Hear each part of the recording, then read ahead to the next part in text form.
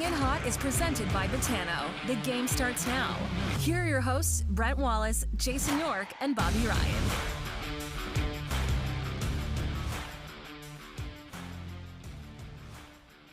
Good afternoon, everybody. Welcome to the show. I'm Brent Wallace alongside Jason York and everybody's favorite grilled guy cookie monster, Bobby Ryan. Gentlemen, good afternoon. So far, so good. It's all working. I will gloat later about picking the Ottawa Senators because it was never a doubt for me, really. And we have Mike McKenna coming up later in the show. How about that game, huh? Yeah. Speechless. I'm speechless, Bobby. Yeah, that's a tough one. That's a tough one for us to lose. To let Wally get. Did that get you back to 500 too? It 2-2. He's 2-2. He's 2-2. So, 2-2. So we'll get to this after because I got Mike McKenna waiting, and I know he's only got a limited time, so I want to get him on to talk lots of things. And I also need to find out the nickname you gave him the other day, which we'll get to that too. So this show is always brought to you by Botano. Go to botano.ca or download the app. And we'll get to our lock of the day later, which you should all listen to me and no longer the smartest man in hockey, Jason York, who's struggling right now. Botano, online casino and sportsbook. The game starts now. Also by Renfrew Pro Tape, renfrewpro.com. They are the industry standard when it comes to pro hockey tape. Bobby Ryan, all of his goals were scored, thankfully, using Renfrew Pro Tape. He wouldn't use any other kind. Feel the game with Renfrew Pro. Go to their Instagram account, Free Tape Friday, and shop online with Renfrew Pro, the one with a green core, and by BEI, Bonnechere Excavating Inc., the leaders in heavy civil general contracting in the Ottawa Valley, equipment sales, equipment rentals, I should say, aggregate topsoil sales, all kinds. They are hiring all for the summer, or for the spring, I should say. Get your resume in to BonnechereExcavating.com. Give them a call, 613-432-1120, and we will get to the Montana's contest a bit later in the show. But first, I want to welcome in Senator, I should say, and a guy who's played a lot of NHL and pro hockey these days, from Daily Faceoff, the NHL analyst himself, and longtime teammate of Bobby Ryan, which goes back to Anaheim, Mike McKenna. How are you? Hey, I'm good. It's kind of funny to be defined as one team, right? Because Ottawa was just one of the 23 stops for me. So, but yeah, I guess former Senator and twice in the organization. So I'll take it. Hey, listen, I only think of you as an Ottawa Senator. Dust, eh? There's a lot of duffel bags below those jerseys. Buddy, I got tracksuits for days, man. I've donated a lot of them over the years. That's so good, man. Good to see you, though. But... You too. Are you in a closet right now, Mike? What's going on? That's a pretty narrow room you're in there. What's going on? Yeah, it's my guest room closet / home studio. And it actually has natural lighting. I don't know why we built the house with a window in the closet, but here it is. So this is just my beautiful face with natural lighting, and it's a great place to keep all of my goalie masks are lining the top and some of the other memorabilia. So I don't want the house to be about me. So here I am in the closet where I belong. That's great. Are you in Vegas? St. Louis. No, despite taking the job. So when I finished playing in 2018-19, which Sens fans will remember me unceremoniously from the 2018 portion and a little bit in 2019, that was my last year pro, retired after that, and immediately took a job with Vegas on their broadcast team, did pre-post and intermission for them, did color commentary on the American League side for the Henderson Silver Knights for a little while. And then this is my second year now with Daily Faceoff and living in St. Louis, which is my hometown. I never actually moved to Vegas. I was commuting there 2-3 weeks at a time. So here I am in St. Louis and doing the youth hockey thing with my 6 and 9-year-old daughters and trying to make C1 players as best as they can. There you go. There you go. Well, if I'm not mistaken, down to Nashville, bud, come on down. Good. We're close. We're within striking distance. It's only about 4.5 away. That's not bad. Mike, if I remember correctly, you played for Las Vegas Wranglers, ECHL, early on in your career, if I'm not mistaken. Yeah, that's where it all started for me. After St. Lawrence, I was drafted by the Nashville Predators. They elected to sign somebody named Pekka Rinne instead of myself in 2005. It seemed to work out pretty well for them and for Pekka. Pekka probably made about $60 million more than I did during my career. So good for him, a Vezina and an NHL goalie goal. And so then I went to the ECHL as a free agent and kind of worked my way up from there before my first full season in the American League when Bobby and I were together with the Portland Pirates in 2007, 8. That was in the Anaheim Ducks organization. Yep. Yeah, we had a good run down there too, actually. Who, and you can clarify this because we had a starting goalie that broke his ankle playing soccer before the game, right? Yeah. Was it Yanni Hermy? I was trying to think of the name. J.S. Alban. So, hey? Yeah. I'll let you this tell was it because a it's one of my wild favorites. season. Yeah. So yeah, it was. And this year was crazy, right? I didn't start the year in Portland. I was going back to Vegas to play my third year in the ECHL. And a week into the year, they needed a goalie in Portland because Bobby Gepford hurt himself on the dance floor at St. Cloud or something like that. And they weren't going to put him in the American League once he got healthy. And then, they basically didn't have anybody, right? Jonas Hiller wasn't healthy yet. And they had JP Levasseur, who they wanted in the coast. And Gerald Coleman was there. And just, they needed a guy. And so I went there in American League one way from Vegas. I flew. My girlfriend, now wife at the time, drove 45 hours cross country from Vegas to there. But so we get there, and I played pretty much the bulk of that season for the team. It ended up I earned a lot of playing time, stayed there, played 40-something games. But come playoff time, Anaheim needed a third goaltender for their playoff run and for somebody to carry the load in the American League. So they went out. They got J.S. O'Ban from the LA Kings, and Obes started to he played the bulk of the playoff games when he wasn't hurt. Well, Obes did manage to almost break his ankle or roll his ankle playing soccer beforehand. And he still went out and tried to take warm-ups. So this is like game 4 or 5 against Wilkes-Barre, second round or something in the playoffs. And he goes out and tries to take warm-ups. Yeah. And I took like 3 shots. And Kevin Dineen comes tearing in afterwards, and he's just sweating bullets. He's like, "Can you go?" I'm like, "Yeah, sure, let's go." Yeah. And I ended up going in, and conference finals, we ended up losing in, I guess, game 7. We were up in game 6 in OT. I managed to lose that game for us. They put Obes in for 7. He played on one leg, and we lost 2-1 in overtime. And and then I remember it. Wilkes-Barre went on to lose the finals. I just remember we used to call JS afterward. And then because 2 days after the season, he was walking a golf course, and we were like, "Buddy, what are you doing, man? Like, you got to be." Yeah. And then his nickname was NFA, and it stood for non-effing athlete because you broke your ankle playing soccer before a game. But it was a good year. We had a lot of good laughs that year.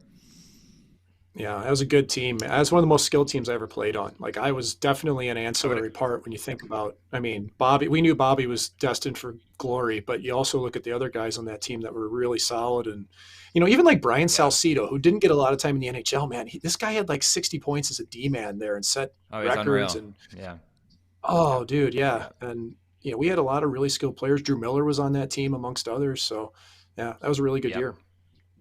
It was. Quickly, I'll let you in, Wally. I asked Go ahead. Bobby. No, that's okay. I asked Bobby at one point. I was like, "We're bringing on Mike McKenna, and did you have any stories?" And I'm like, "Does he have a nickname? Because I don't ever remember Mike McKenna having." And anyway, so Bobby said, "I have a story about that." So who wants to tell the story of Mike McKenna's nickname? Well, I guess it was less of a nickname, but I couldn't believe this because there was almost 15 years between when he and I played together, and he still had the same one, and it was the Rattler, because of that mug that you ran around with. And that mug, I could not believe that all the places that mug has been, and all the podunk cities that mug made it through. But you walked into the locker room, and I was like, "There's no way." So his nickname was always the Rattler. I feel bad that I didn't bring. If I'd known in advance, I would have had Henry along. His name's Henry, the coffee mug. Henry, yes. I got him on a trip to San Antonio years ago, and it was my locker room mug. And honestly, I just did it because I thought it was funny. Like, it's just stupid humor. It's completely up my alley. But here's the thing: it was a great icebreaker. Like, when I'd meet somebody, they'd see it, and it was always like, "What is wrong with this guy?" And it was just, I think over time you kind of learned it's just a goofy personality, basically. But it's just funny because this thing is a Western Diamondback rattlesnake with a tail. You actually hold it where the rattle is. But Craig Ferguson ended up he had one like that on his desk, and I didn't know that when I bought it. So That's long incredible. story short, yeah, its name's Henry. It's downstairs, and that was the nickname that I carried. I even had Rattlesnake 56 on my glove at one point Yep. when I was in Springfield stitched on it. So it kind of took on a life of its own. Never any That's thoughts funny. of getting it on the mask at all, Mike? Getting the Rattler on the mask through all your years? No, because you know what? It's a pet peeve of mine. I really don't like goalies having nicknames on the front of the mask or having like personal things on the mask when it's the main theme. The back plate, do whatever you want. Like my back plate, I have a little character that my best friend designed for me for all my masks. And I'll even indulge you with that quickly, that I'll pull this one down and you can see my little character was Gritty in this mask when I was a member of the Philadelphia Flyers. And when I was with when I was with the Senators, it was Marvin the Martian. But the front of the mask, I always thought should be team oriented. So as you can tell, like I was very like kind of streamlined towards the team that way. I think that's the old school way of it, man. Like big, bold designs you could see from a distance. I don't like the really airbrush things and like a stupid, cheesy nickname like Pricer or something on the chin. Like I'm picking on Carey, but you know what I mean? Like Billy or Stays or just we know your name, man. Vassy. Yeah. The best nickname I've heard. I don't know if you've ran across a guy named Kevin Hodson in your time, Mike. So this guy was the best backup ever. I had him in the minors. For the Detroit Red Wings. He had a shutout in his first NHL game, and he couldn't keep the puck because it had the embedded things in the 90s from Fox Sports. Yes, I remember him. I never met him. Yeah. So we'll cut this guy some slack because he put his nickname on the back of it. He actually gave himself his own nickname. He called himself Ticker. A bad handle, but he was one of those guys. Remember you play with maybe a few guys where they get the bad heart and it starts racing about, I don't know, 170 beats a minute. So this happened to Hodsey. Had to leave the team for, I don't know, a couple weeks, comes back, and all of a sudden on the back of his mask decides to start calling himself Ticker because of the heart. So we cut him a little bit of slack, but man, what a beauty this guy was. One of the best backups ever. Actually had a nice little career in Detroit too. Got in a little bit of time with the Red Wings as well. But yeah, I'm with you. The nickname thing, not a big fan of it. No. It's just generic. We had a guy in St. Louis that kept trying to weasel his way onto pro teams that he gave himself a nickname Woggy the Wall and had it painted on his chin, had like full Islanders gear. And he was playing like as an emergency backup in the coast. And he said that he was playing for a team affiliated with the Islanders. So he got the gear and custom everything. It's like, I'm glad that you came from money and your parents could buy you that when you're in your 20s, but you're not fooling anybody. Hockey Database doesn't let you lie anymore. Coaster E-Bug, I love it. Woggy the Wall. Before we continue on, by the way, we are going to talk about Ottawa Senators goaltending currently. I know you've written about it on dailyfaceoff.com. We'll get to that in one sec. I want to do Tale of the Tape now, brought to you by Renfrew Pro Tape, where we get to know a little bit more about our guest, who happens to be Mike McKenna. 500. I'll wait for Alex to see if he might be asleep today. He did go to HR yesterday. There was an issue. A little late on a graphic. There we go. 575, the number of pro games, if I add it up correctly with my abacus. That includes the NHL, AHL, and the ECHL. 22, the number of pro teams played for during your 14-year career. Although you said 23 earlier, so I'm wondering if I'm wrong now. 231 AHL wins, puts you 8th all-time. And number 1, the best all-time Sens chef. It was a small poll, but we voted you in as the best chef. Because the only guy that I've ever known to carry knives in the backseat of the car so you could make dinner wherever you were. It's 100% true. I bought my chef's knife at Knifeware in Ottawa. It's a Japanese gyro knife. Yeah. So yeah, man, that's cool. Like when you mentioned the teams, I played games for 7 NHL teams, but I dressed games for 2 more, Vancouver and Florida. So, backing up for them, you get paid. I actually have the league record on a stat sheet. Right. I have the league record for NHL teams dressed for, along with Sean Burke and Rod Tugnutt. The difference is those guys both played about 1,000 games, and I played 3 dozen. So it's a crazy aside. So I think it was like 24 total pro teams. Yeah, and then the one that I'm actually really proud of is that I know for a fact I'm the winningest American-born goaltender in AHL history. And to me, that's just really cool. Like the winningest NHL goalie is Ryan Miller, and I've got the AHL side. So for me, that's cool because I spent most of my career in that league, and it's something I'm really proud of. For sure, man. And you played with Andy, who has a number of, I think he's top 5 now, American-born goaltender wins, or he's 6th. I think he's 5th, right? Like, you've played some really good, talented goaltenders over the years. Who's your favorite? You know, I played with so many guys for a long time in the American League, but it felt like every time I got called up to the NHL, I kind of got to hero worship a little bit. You know, I got to be goalie partners with Roberto Luongo. Even for a couple weeks at a time to back up a few games and sit next to him was just like, right? Like, it's a guy I really looked up to for so long. You know, doing the same, even like learning from Sergei Bobrovsky and being in the same locker room as Marty Brodeur in New Jersey. I mean, this is kind of mind-blowing stuff.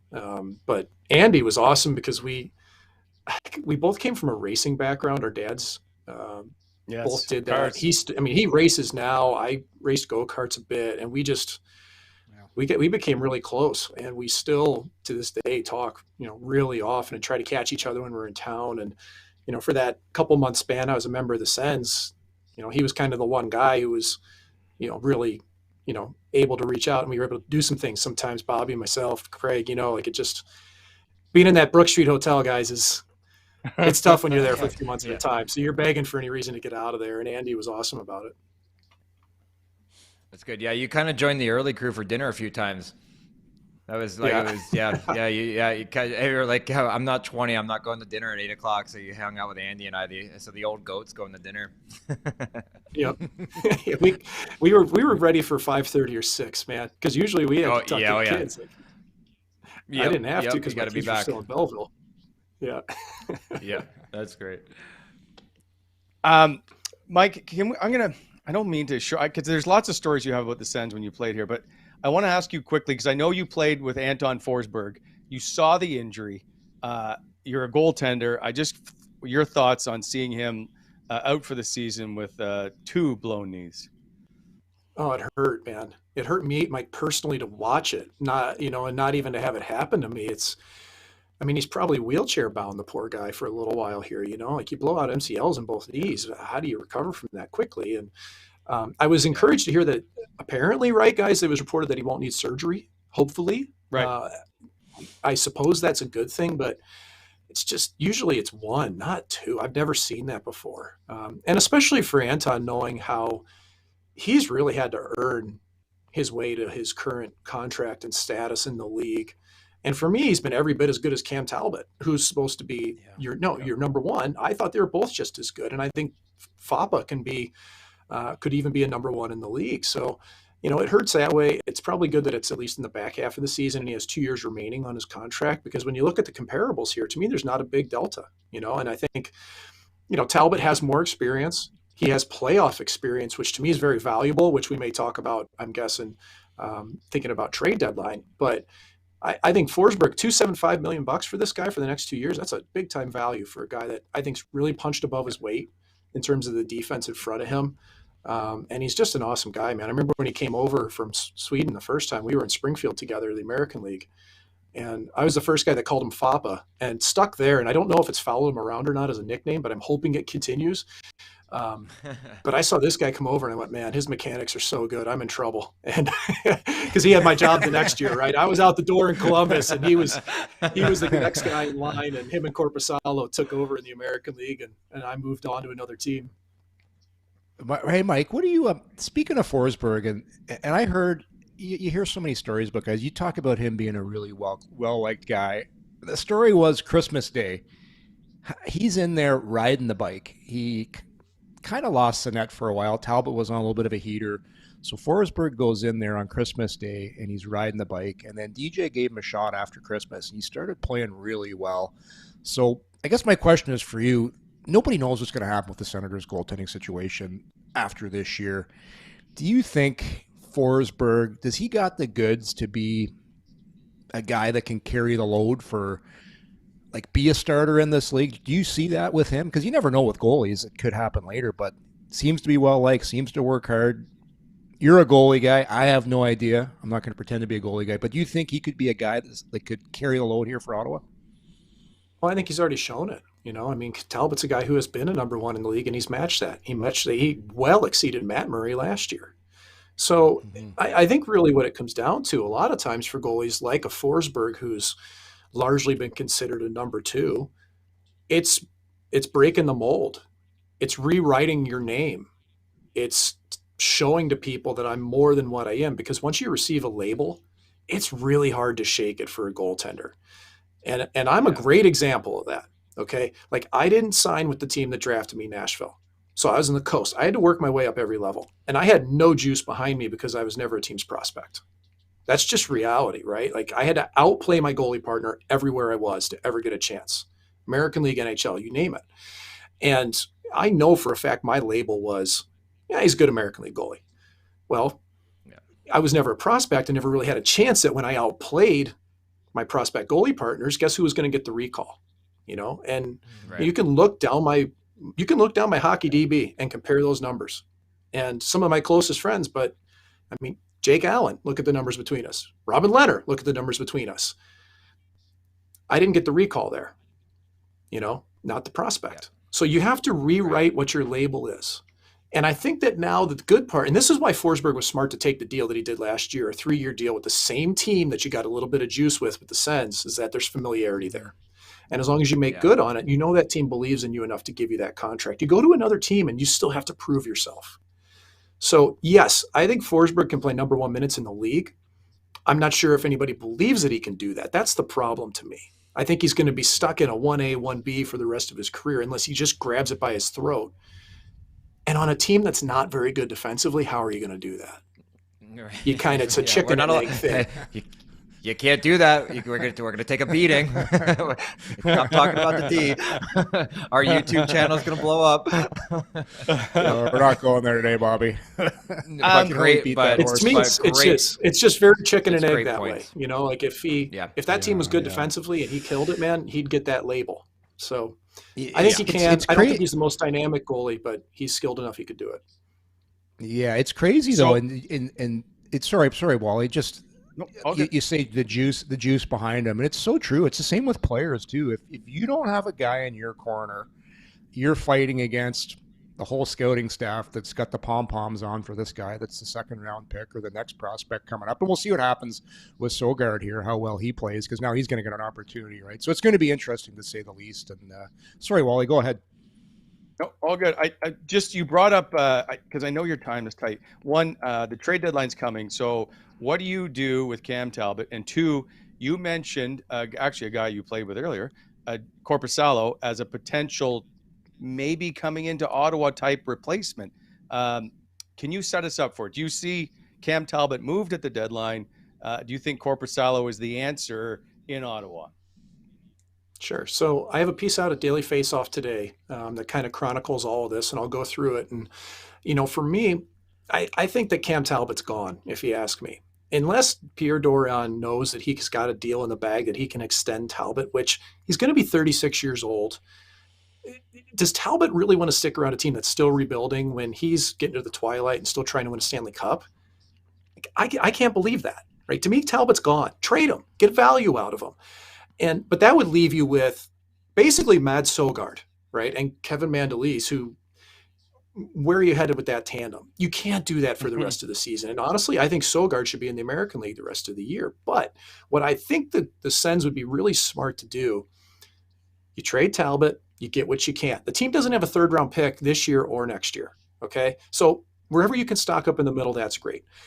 Maybe you take that same pick or a lower pick, and you go out and you get someone like a Korpisalo, or maybe an Alex Nedeljkovic, who's playing in Grand Rapids now in the American League, who's played good NHL minutes before, or someone of this lower, 1B type of goalie, maybe a 1A who's fallen off the wayside that could grow into a role and also play alongside Forsberg for a year or two until Søgaard is ready. I think the Sens need a layover goalie. They need a layover tandem until the young goaltenders are ready. And so that's why, to me, Korpisalo is just an example. I think he'd be a good fit with a Forsberg. He's been resurgent this year. It's somebody who, he was playing hurt for the whole last year. He goes and he gets off-season hip surgery. He's been really good this year, miles better than Elvis Merzlikins. And I always look at that gap in performance between goalie partners. To me, that's critical when you're evaluating. And he's been pretty good there. So I think Korpisalo, to me, he's overly athletic. He's kind of out of control. He chases the play at times. But I wonder if a change of scenery, change of goalie coach, change of everything wouldn't be good for him. And also playing alongside someone like Forsberg, who to me plays a very controlled, a very structured game. Goalies tend to learn from one another. So, to me, the Sens aren't going to contend for a Stanley Cup next year or the year after, in my eyes. I think they're on the right track. I think they got great pieces. They need to be healthy, but they got to let Søgaard carry the mail for the year in the American League next year, I think. And if after that, you see where you go with your goalies, even if Korpisalo's on a 2-year deal, even if Forsberg's still there, you have tradable assets, and that's a valuable thing. Yeah. So then my question is, I guess, why can't you just buy into the Hamburglar run part 2 and get on board? with Søgaard? Or are you just going to pick up Hamburglar off the... Well, yeah. Here's what I'd be very cautious about now. The Sens have been impatient before. Okay. I mean, they've tried at times, right? Like Robin Leonard won a Calder Cup and he went back to the American League, which was the right thing. Now, Robin thought he should have been in the NHL the next year. That was troublesome. And in any case, you move on down the road. Look at Marcus Hogberg. He wasn't ready for the NHL. I played with him. I watched him. He wasn't ready for the NHL. He got rushed into it. It got into the classic situation of a European player that you got to put a 1-year deal on the back end to keep him in North America, and he wasn't ready. And now he's back in Sweden. He's not a member. It's a wasted pick. Now, Philip Gustafsson, he kind of yo-yoed a little while, but they were patient with him. He gets his time in the NHL. It doesn't go great last year. He's out the door. Well, he's playing lights out for Minnesota now. So I just think it's wise to give them time. And for me, if Søgaard, even if he plays well, he's got to learn how to play a full season and be the guy. Because and this is the greatest predictor for me of any goalie at the NHL level is what they do in the American League. It's not what they do in a limited span in the NHL. It's what they do over the course of a full season in the American League on at least a decent team. And that's been tough. Like Belleville hasn't been very good, but Søgaard's been up and down, but he's been pretty good for them this year. Would you have traded? This is a big thing now because you talked about Gustafsson playing so well. Would you have traded Philip Gustafsson last year to bring in Cam Talbot on a team that I guess was trying to make a playoff push?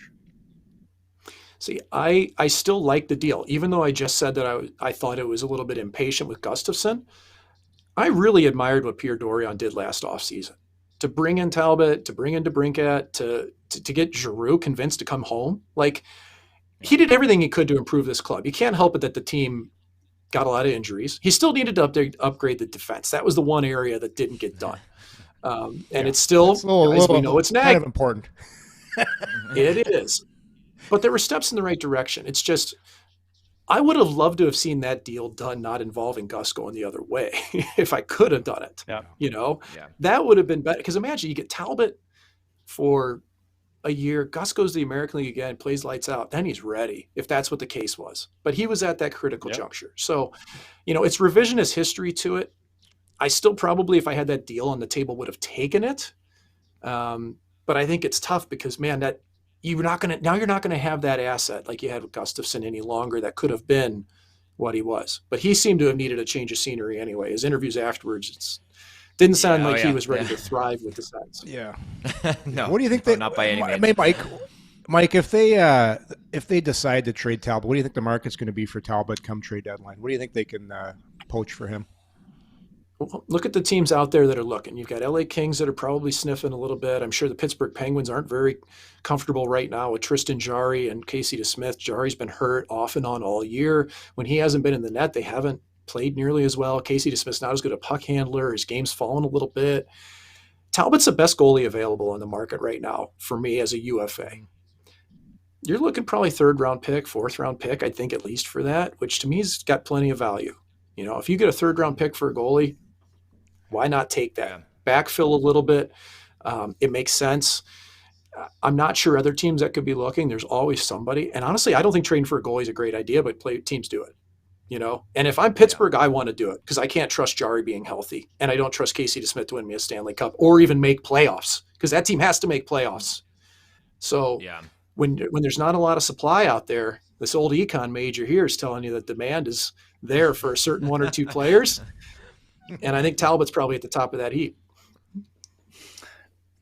Okay, so this was supposed to have been a team that was going to, depending on how your rose-colored glasses were skewed that day, it was going to contend for a playoff spot this year with Alex DeBrincat coming in and Claude Giroux and Cam Talbot.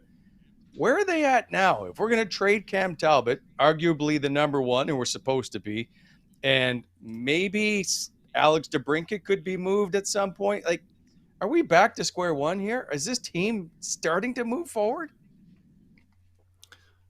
Until you upgrade the defense, I don't know where to put it. Like,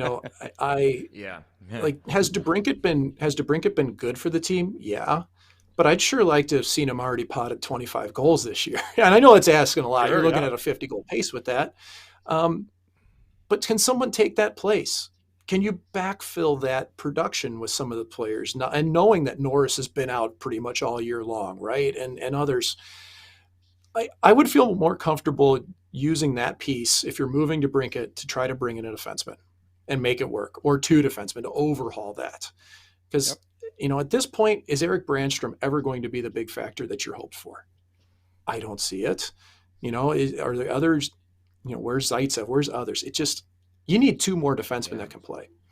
And it's very hard to develop that completely from within. I mean, Jake Sanderson's done a great job, but he's first-year pro, right? You got Shabbat's going to be there forever and do a good job. You know that. You can bank on two of them. But boy, it's going to be tough without that. So I don't mind losing to DeBrincat. I don't mind losing Talbot. But I think if you can shore up the defense and let the team score up front, I think there's going to be no problem with that. All right. Well said. I have only one last question for you, and that is, who wore it better? Number 33, would that be Jason York or Mike McKenna? Oh, it's definitely Jason York. I didn't even get to pick the number. I don't know why I got it. I mean, this is there it is. They gave it to me. Yorkie, they gave it to you? Was that your choice? I got to pick it. Okay. I didn't even know. We all did like Patrick Waugh. I understand. Yeah. What's funny is that I actually didn't get to wear the number that I typically would wear when available or when a team would let me, because it's a non-traditional goalie number, and you know how hockey is. I'd wear 56. It was my dad's racing number. And Got it. When I was there, Magnus Payarvi had 56, which was really uncommon for me to walk into a team that had somebody with it. But he had it the year before in Dallas. Sergei Zubov wore 56, and they knew they were going to retire that number, so I couldn't wear it there. It's just funny how that works sometimes, but I have no idea why I got 33. I have no idea why I wore 43 in Arizona. No clue for any of these things. So hey, no questions asked in the NHL. Just say, yeah. No. They never ask it. They tell you to bear down on the 1st and the 15th and wear what we give you. There you go. They looked at the length of career Pascal Leclerc had in Ottawa and figured you should have it too. Well, we both wore Warwick masks. That was about the only thing we had in common. I tell you what, I'd be worried if I was that guy. If I walked outside, I'd get hit by lightning with the bad luck he had in his career. Terrible luck. Like, he got hurt in the stupidest way. Sitting on the bench, gets hit by a puck in the head and other things. Like, I never missed a game of my life due to an injury, not one. And that guy missed basically his career ended by getting hit by a puck on the bench. Dumb luck, man. Yep. He was. I felt bad for him because he's a super nice guy, and I see him around now because he's a hockey agent, but a really, really good guy. Mike, I don't want to keep you any longer. I know you got to go, but we appreciate you stopping by and giving us your insight on the goalie situation, and of course, always nice to see a former teammate hanging around.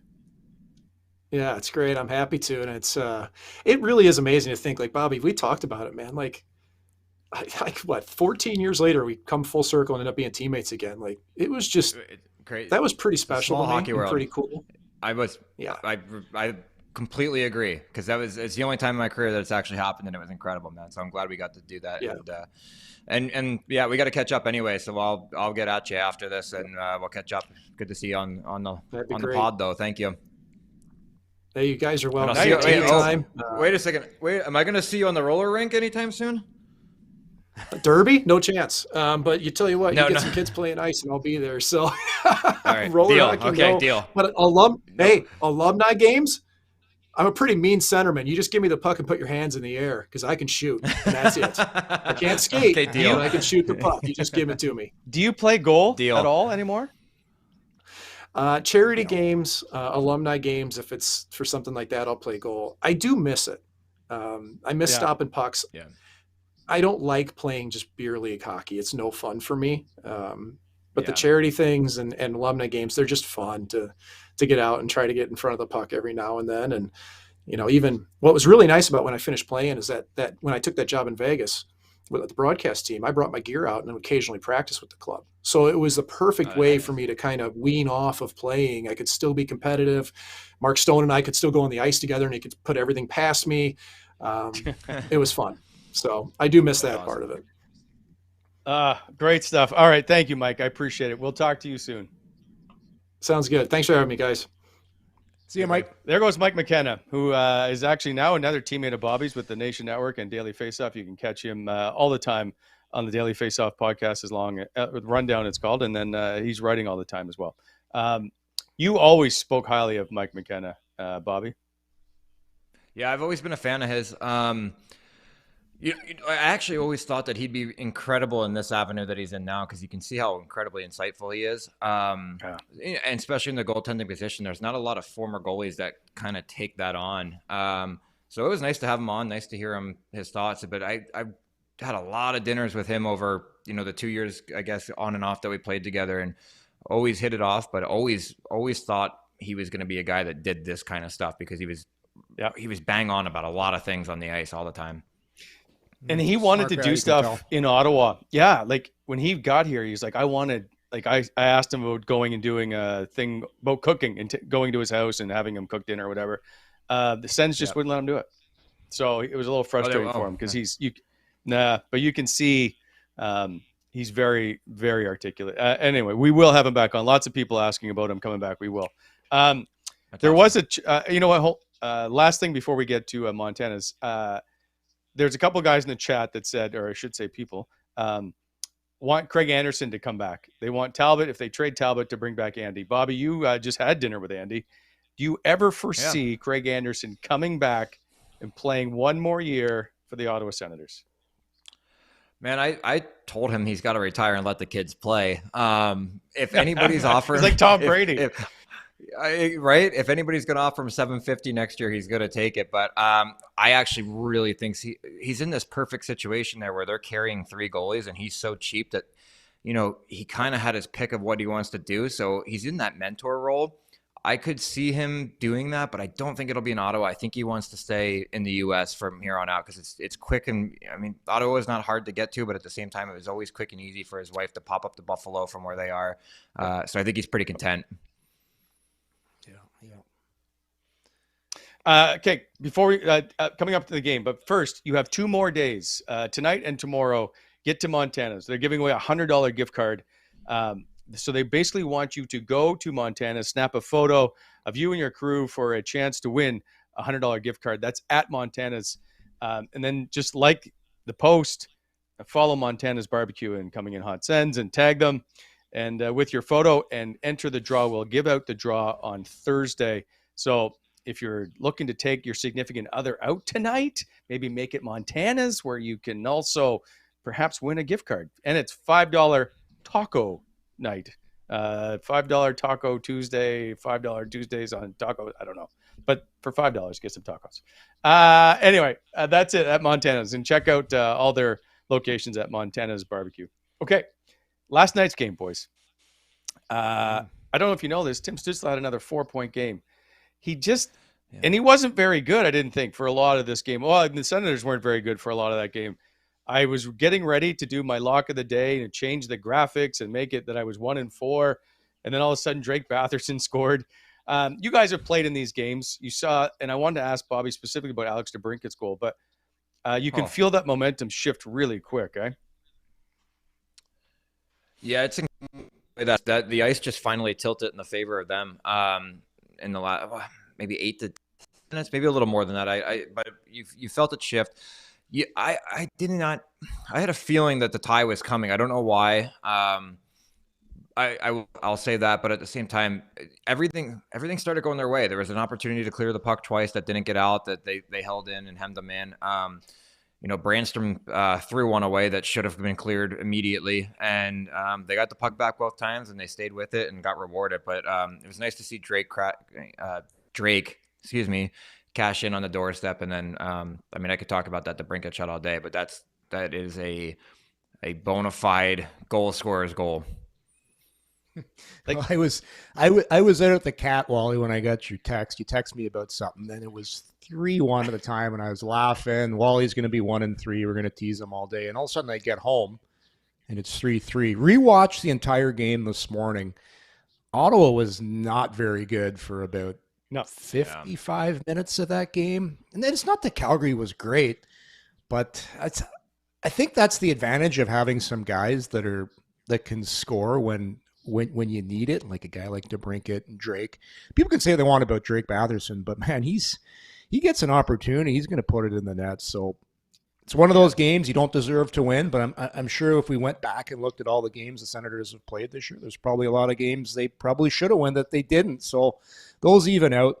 But I kind of disagree. I watched Stützle because I was watching as I was out last night. People kept saying, Stützle's struggling. Here's the thing. When you have the puck on your stick as much as Tim Stützle does, you're going to make mistakes. The puck's going to bounce on you. It's not always going to be perfect. I'm actually amazed of how often he doesn't mishandle the puck. So last night, I think ice conditions, I kept hearing about ice conditions, weren't great.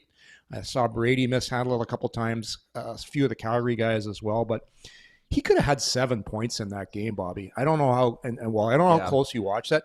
He made a pass early in the game. I think he set up Tkachuk earlier. It was a seam pass. Couple. If it wasn't for Tkachuk, if it wasn't for Stützle in that game, they don't have any offense. That's how good he's been. None. And we Bobby, I think we talked about him about 2 months ago on what he was going to become in this league. I think he's already become that. I have no problem saying he is already a star in the league. I have no problem saying that. Yeah. He is a star. Even on a bad night where he was kind of fighting it, he was by far the best player on the ice last night with all the bobbles. The guy has the puck all the time. Yeah. So, of course, he's going to make mistakes. And he's 21 years old. It's scary.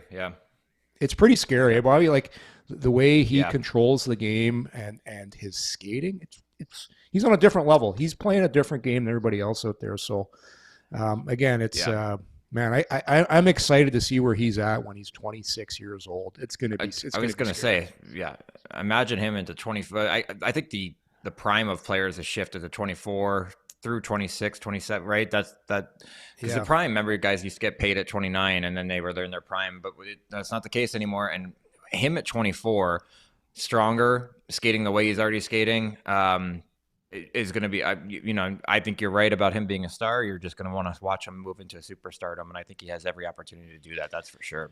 So, Bobby, I want to ask you this, because as a defenseman, and this is what happens, the first couple of years in the league, you kind of get by on instinct and talent, but then after you loop around the league 3 times, I used to get a mental playbook on what forwards could do. All right, this guy's going to do this on me. This guy likes to go wide.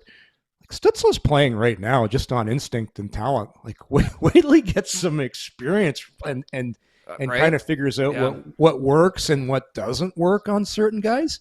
If he stays healthy, it's going to be crazy what he's going to be able to do. Well, think about the way he's backing guys off at 21, right? When he gets the puck at the red line and D are just saying, we're going to cave to the middle and allow him to kick it out because him with the puck on his stick. When he gets that, and that's a next step for a player like this, when he gets to go from the red line to the blue line with more time and space, and you always say take it away, but you instinctively, defensemen give it to you more than they take it unless you're in a corner situation. When he finds out the angles and the ways to attack that are different, that allow guys to really, really find lanes to be open, he's already a goal scorer too, but he's going to be one hell of a playmaker, I think. Yeah, I agree 100%. So I have a question for both of you. Hey, by the way, Drake Batherson and +2. I think we should always promote him when we've been hammered on him so long. He stumbled on 17 and 18. So when I watched, and I watch it as a fan more than anything, when you watch Tim Stützle, he seems unpredictable because, as you say, he hasn't figured it out necessarily, which makes him, to me, more dangerous because you don't know what necessarily he's going to do. I'll ask you both, and maybe Yorkie, you can tell me as a defenseman how you play him, because normally you guys in the NHL are fairly structured in how you do your lanes and everything. He just seems to go wherever the hell he wants. So I'll tell you, as a defenseman, I was thinking about this. There's certain players that can do certain things. I'll take a DeBrincat, for example. I know if I'm playing against DeBrincat, he's going to drive wide, but he's never going to try and beat me wide. He's always going to pull up and try and hit a late guy or a delay because he's not big enough, he's not strong enough to cut wide and get to the net on me. A guy like Brady, he's going to bulldoze to the net on me, or he's going to try and shoot it through me. So I got to be prepared for different things.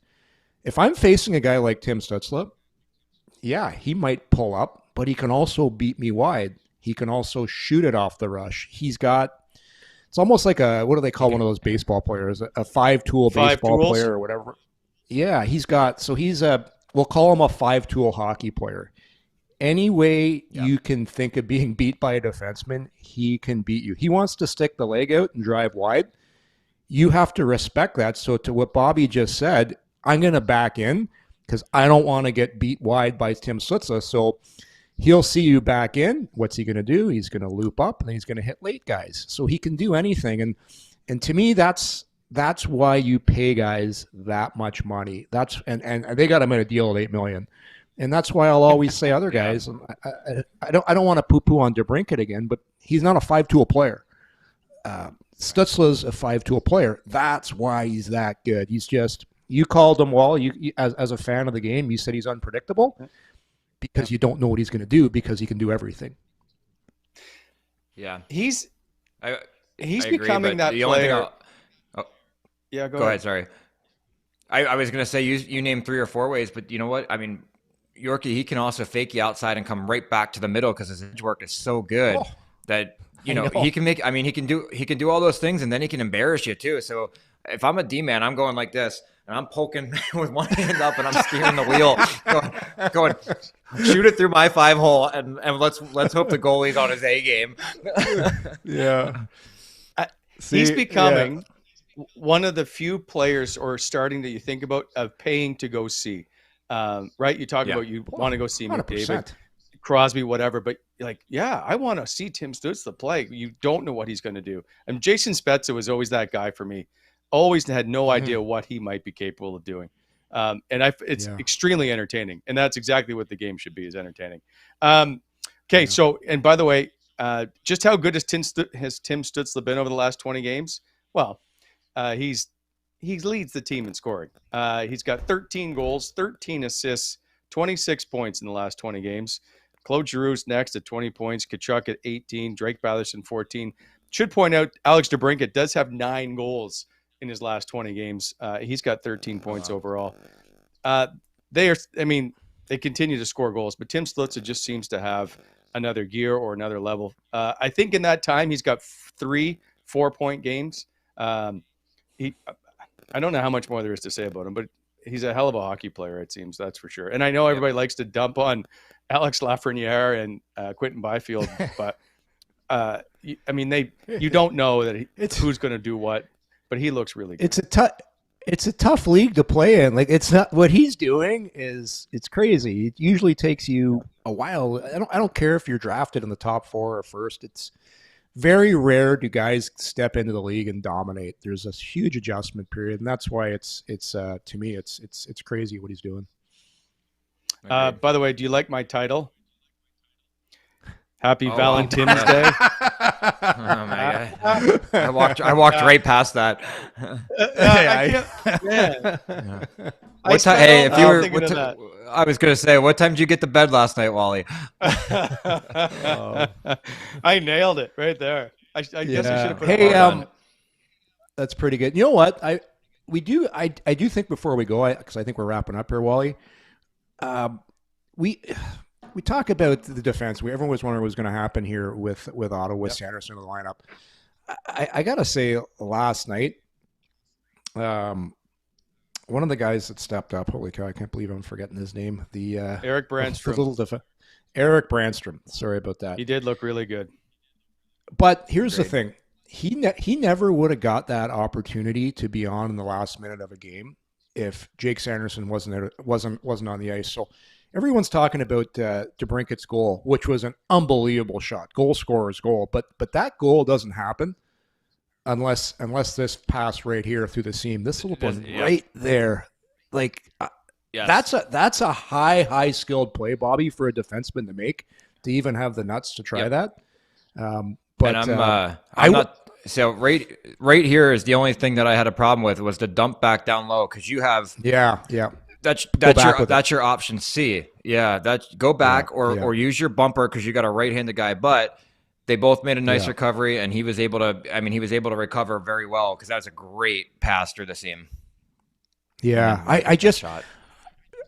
I think the Senators are going to get an opportunity. And here's the thing: I don't think they'll ever trade him as long as Pierre Dorion is the general manager, because general managers never want to admit they're wrong. He gave up Mark Stone to bring Brannstrom in, but now we're going to get with Sanderson out. We're going to get him see an opportunity to play the power play a little bit and to get on the last minute when you need a goal. And hey, made good here, made a great pass, and without that pass to Stützle, that goal doesn't go in. So I really liked his game.